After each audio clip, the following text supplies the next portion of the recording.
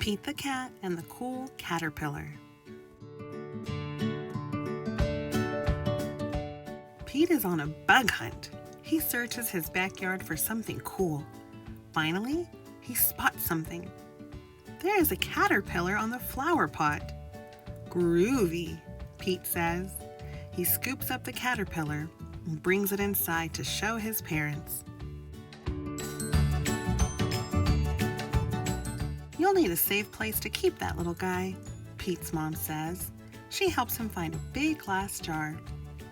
Dad pokes lots of tiny holes in the lid. He'll need air to breathe, Pete's dad explains, and he'll need something to eat.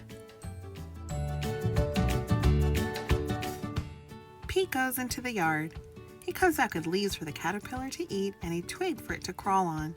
He puts them in the jar. Then he carefully puts in the caterpillar. There you go, little guy, Pete says. I hope you like your new home.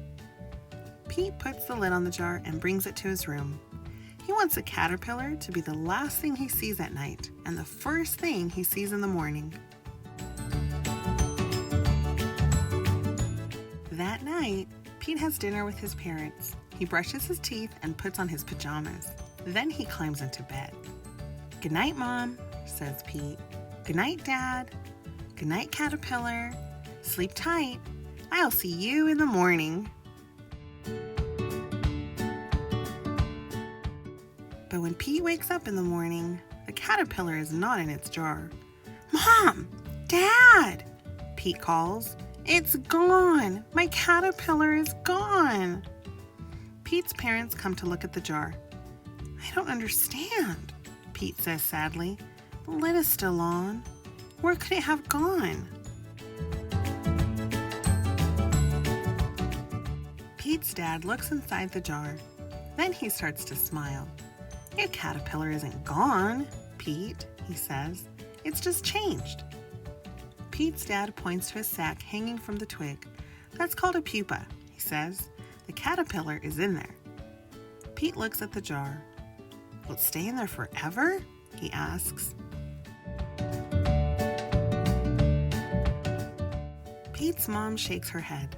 No, it won't. It's changing into something else. Just give it time. You'll see. What is it going to become? Pete asks. It's a surprise, Pete's mom says. Be patient. It will be worth the wait. That afternoon, Callie comes for a visit. What's in the jar? She asks Pete. It was a caterpillar, Pete says. Mom said it will turn into something else. Eventually. Callie looks at the jar. When do you think it will change? Pete shrugs. Soon, I hope. The next day, Gus comes over. Did it change yet? He asks. Pete shakes his head. Not yet. A few days later, Marty visits. Anything yet? He asks. Pete shakes his head again. Nothing. It just hangs there, not doing anything at all.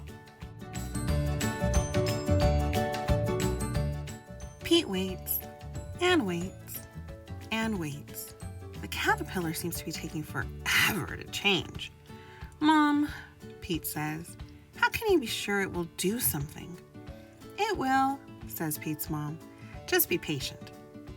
Dad, Pete says, what if there's something wrong with the caterpillar? What if it can't change? It can, says Pete's dad. It just takes time. You'll see. Pete studies the jar. He hopes his parents are right. Then suddenly, the pupa begins to shake. Mom! Dad! Pete shouts. It's happening! As Pete watches, the pupa cracks and something starts to move around. A head pokes out, then some legs, and 2 colorful wings. The caterpillar has changed into a beautiful butterfly.